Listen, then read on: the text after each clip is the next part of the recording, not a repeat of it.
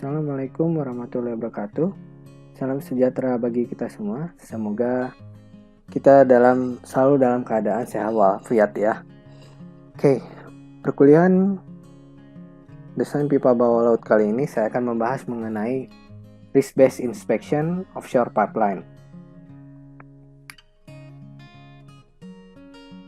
Ini sebagai pendahuluan apa aja yang akan dibahas dalam materi ini, yaitu pertama, apa itu risk-based inspection atau RBI. Jadi ini adalah suatu metode inspeksi pipa yang mana nanti outputnya adalah risiko. Kemudian kenapa RBI ini yang dipilih atau RBI ini kenapa begitu penting dalam pengoperasian atau maintenance terhadap suatu pipa. Kemudian yang ketiga adalah bagaimana inspeksi itu akan mengontrol risk. Ya tentunya dengan adanya inspeksi per periode kita akan mengetahui ya istilahnya kesehatan dalam suatu pipa atau struktur ya. Sama halnya kita melakukan medical check up setiap 2 tahun sekali, kita akan mengetahui kesehatan dalam tubuh kita itu seperti apa gitu ya. Nah, mungkin kalian tidak mengetahui luarnya, tapi kita tidak akan tahu apa yang terjadi di dalam tubuh kita, maka itu kita harus melakukan inspeksi. Nah, bedanya kalau kita inspeksi itu adalah kita ke dokter atau rumah sakit. Nah, kalau ini inspeksi dengan sama halnya kalau misalnya kalau di pipa itu kita inspeksinya kita mengetahui melakukan dengan intelligent pigging atau melakukan UT thickness ya. Kemudian yang paling terakhir adalah what is the concern for aging pipeline assets. Jadi apa sih kepentingannya khususnya RBI ini untuk pipa-pipa yang sudah aging atau berumur, asetnya sudah istilahnya mendekati daripada umur desainnya. Ya, otomatis dengan adanya suatu inspeksi dan juga berbasis risiko, keluaran risiko, kita akan mengetahui nih apakah pipa tersebut masih bisa beroperasi atau memang dia harus sudah diganti seperti itu ya.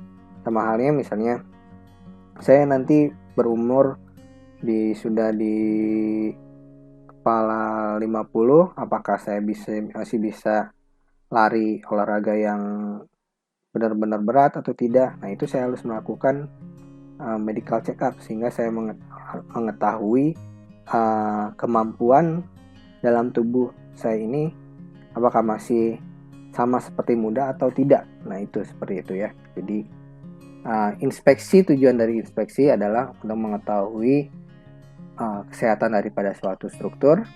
Nah, nanti keluaran dari perbedaan antara inspeksi tradisional dengan RBI, keluaran dari RBI adalah nanti dia akan mengeluarkan suatu risiko. Sama halnya kalau kalian misalnya medical check up, pasti ada rekomendasi dari dokter atau ada batasan-batasan tertentu, nilai-nilai tertentu, apakah dia di luar batas atau masih dalam keadaan batas, seperti itu ya. Oke, ini yang akan saya jelaskan pertama adalah apa itu RBI atau risk-based inspection.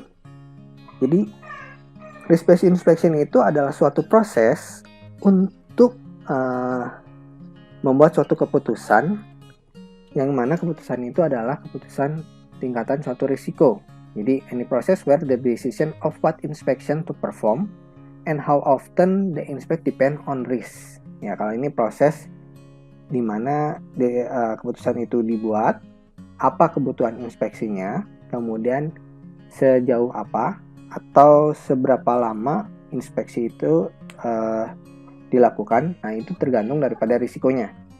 Nah, sebagai contoh misalnya saya terkena suatu penyakit gitu. Nah, biasanya kalau terkena suatu penyakit atau kena flu misalnya kan, saya harus kontrol dalam satu minggu kan. Nah, seperti itu. Berarti risiko saya tinggi nih. Jadi 1 seminggu setiap biasanya kan dokter, ya udah kamu datang lagi minggu depan untuk melihat kesehatannya seperti apa. Nah, itu gitu ya. Yang kedua, structural approach to planning inspection based on risks ya. Tadi ya sama. Ini dari DNV RP F116. Jadi ini salah satu code offshore pipeline ya. mengenai RBI offshore pipeline itu kalian bisa mengacu di DNV RPF 111.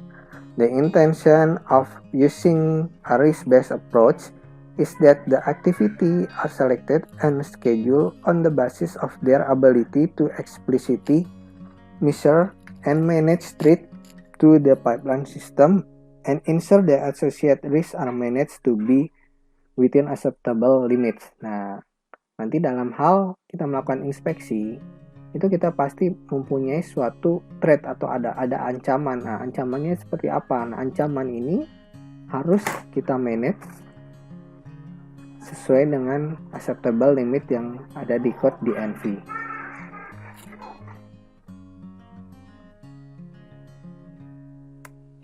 Kenapa RBI? Kenapa RBI? Karena pipeline beroperasi itu akan menimbulkan adanya suatu risiko ya di situ. Kemudian we cannot eliminate the risk unless we remove the hazard. Jadi kita nggak bisa menghilangkan risiko kalau masih ada beberapa yang menyebabkan hazard ke pipanya. Nah, yang perlu kita bisa lakukan adalah kita control the risk, appropriate inspection, contribute to risk control. Jadi ya kita kontrol the risiko dengan menggunakan inspeksi ya. Kemudian general industry practice is that risk-based integrity management approach will be applied. Jadi di industri umumnya seharusnya melakukan pendekatan risk-based integrity management seperti itu. Nah, ini kenapa RBI perlu dilakukan di industri.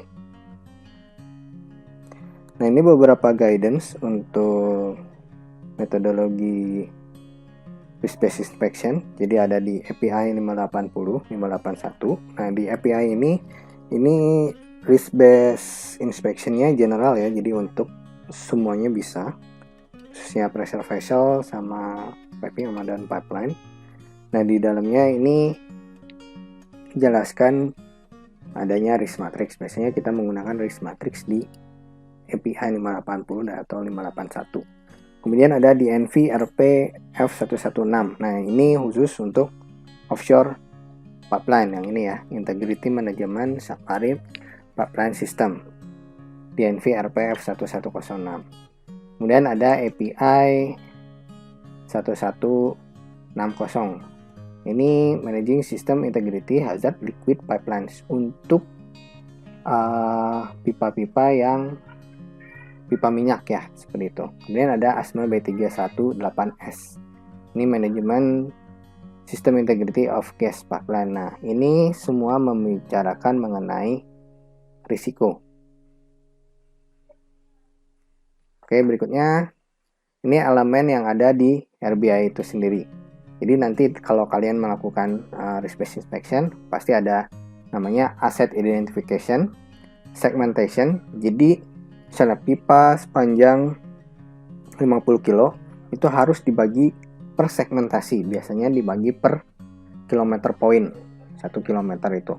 Nah, nanti dalam 1 kilometer point itu kita lihat, nah hazard identification-nya seperti apa gitu. Dan nanti kita menformulakan probability of failure yang terdapat di segmen-segmen tadi tersebut. Kemudian consequence of failure-nya seperti apa. Setelah itu baru kita dapatkan risk assessment. Risk assessment itu tadi kalau kita menggunakan risk matrix, perkalian antara probability of failure dan consequence of failure sehingga mendapatkan nilai risiko atau tingkatan level risiko. Apakah risikonya low, medium, atau high ya. Setelah dapat itu, baru kalian bisa melakukan inspection plan.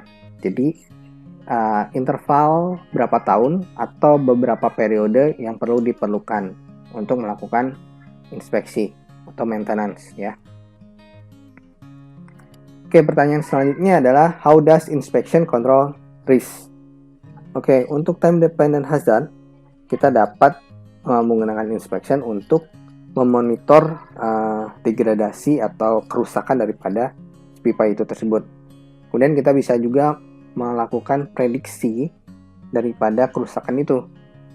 Nah, misalnya contohnya yang gampang itu waktu mata kuliah yang pipeline corrosion ya. Jadi kan kalian udah punya corrosion rate, jadi kalian tahu tuh, pertama dengan melakukan inspeksi kalian mendapatkan misalnya penipisannya berapa, kalian kemudian melakukan corrosion rate. Nah, corrosion rate itu kan bisa melakukan predict future deterioration ya. Kemudian saja ada plan to take action before failure. Nah, itu jadi kita sudah punya suatu rencana kapan si misalnya ketebalan pipa itu habis sehingga masuk dalam zona kritis, sehingga itu failure itu dapat dicegah. Oke. Nah, kita juga mendapatkan suatu banyak ketidakpastian. Nah, dengan ketidakpastian ini kita harus seperti apa ya? Oleh karena itu adanya namanya probability of failure ya.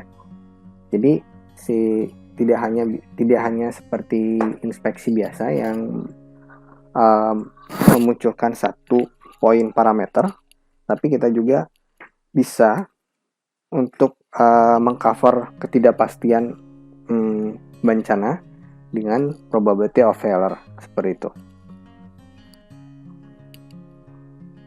Berikut ini contoh mengenai metode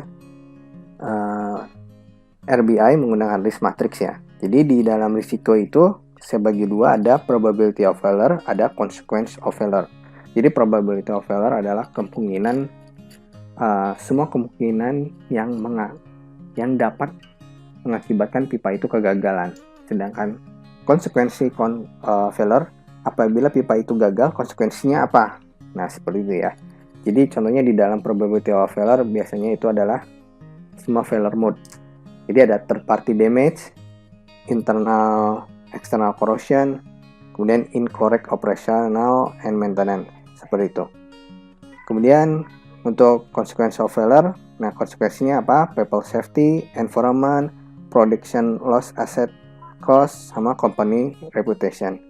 Nah, setiap parameter-parameter ini nanti kalian coba biasanya dirembukan dengan klien untuk memperoleh bobot-bobot yang sesuai dengan yang terjadi di lapangan. Misalnya contohnya gini, dalam probability of failure kan ada 3 parameter nih, third party damage, internal external corrosion, sama incorrectional operation and maintenance.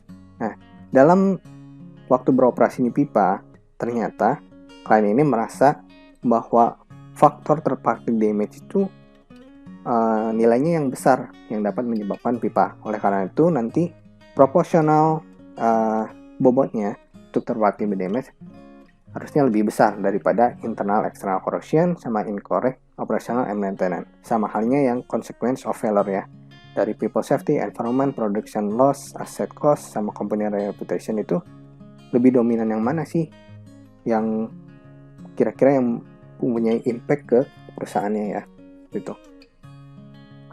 Oke, ini contoh.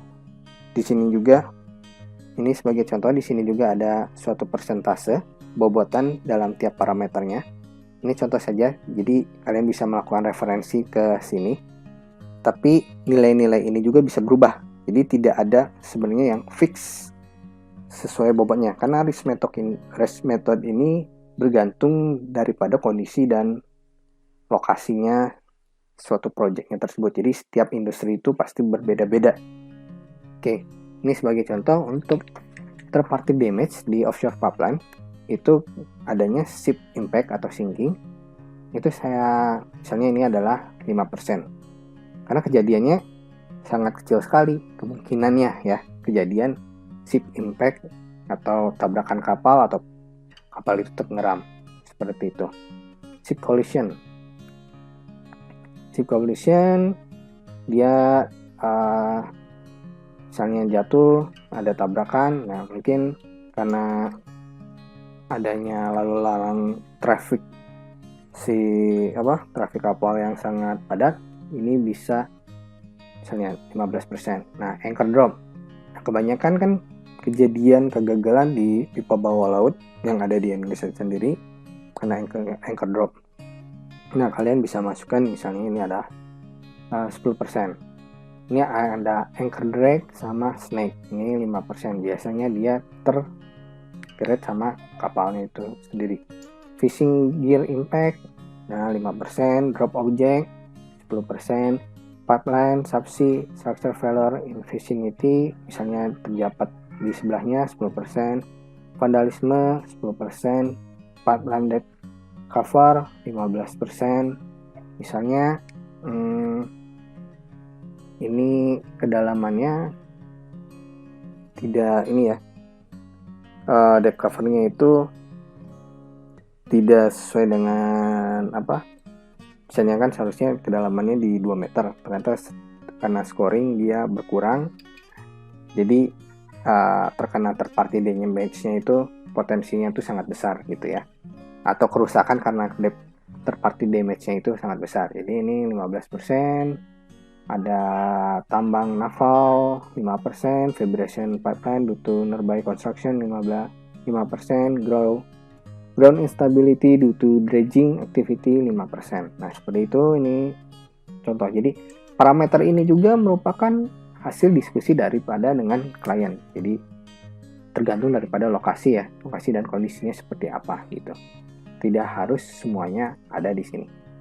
Kemudian untuk external corrosion, kita bisa melakukan lewat cathodic protection reading ya, coating breakdown, sama umur daripada cathodic proteksi itu sendiri, misalnya seperti itu.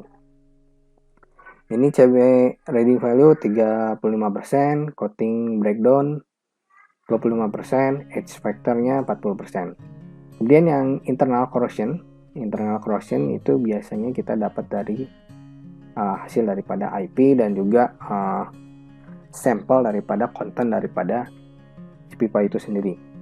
Ini general corrosion 20%, adanya CO2 20%, ini bakteri ya, MIC-SRB 25%, adanya air 15%, H2S 20%. Seperti ini, kebanyakan mengenai kontennya. Jadi nanti bagaimana kita mengetahui komposisi ini? Ya, kita harus mengambil sampel fluidanya daripada pipeline, kemudian kita masukkan ke laboratorium. Dari laboratorium itu kita tahu komposisinya seperti apa. Ya. Jadi kita mengetahui, kita bisa melakukan judgment seperti ini gitu. Kemudian yang terakhir ada incorrect operation and maintenance. Jadi ada maintenance pigging nilainya 30%, external ERP procedure 20%, operation and manual ya, internal 30%, HAZOP and follow up 20%. Nah, di sini nanti semuanya ini nanti di dalamnya ada parameternya lagi. Bagaimana kita menjudge nilai-nilainya berapa, scoringnya berapa. Oke, sekarang kita beralih ke consequence of failure.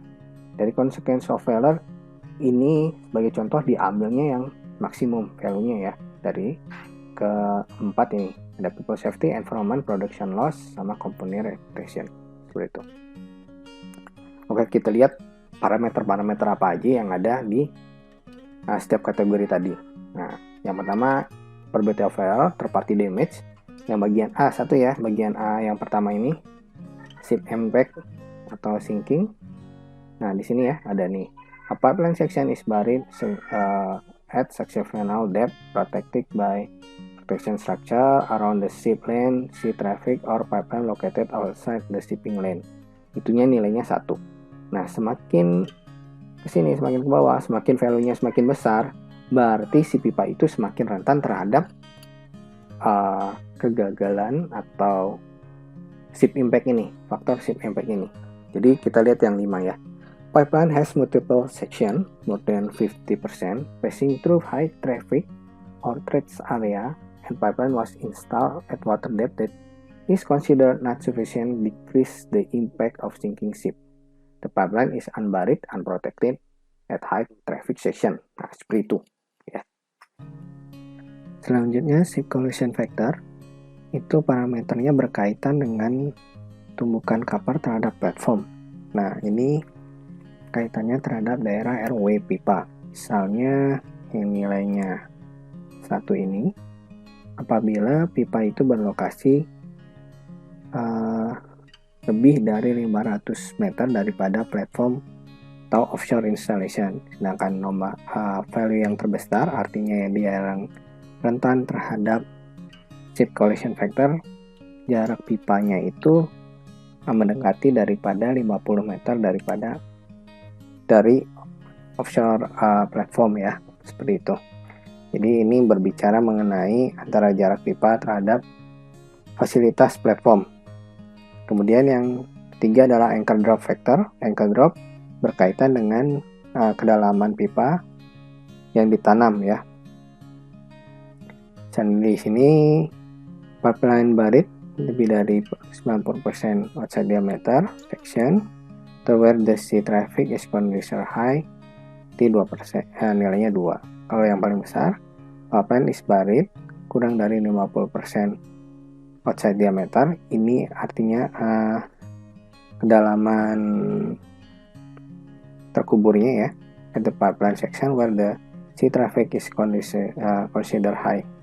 Kalau misalnya nilainya 1, all pipeline section is buried at sufficient required depth and protected by protection structure around the ship lane or sea traffic or pipeline is located outside the shipping lane.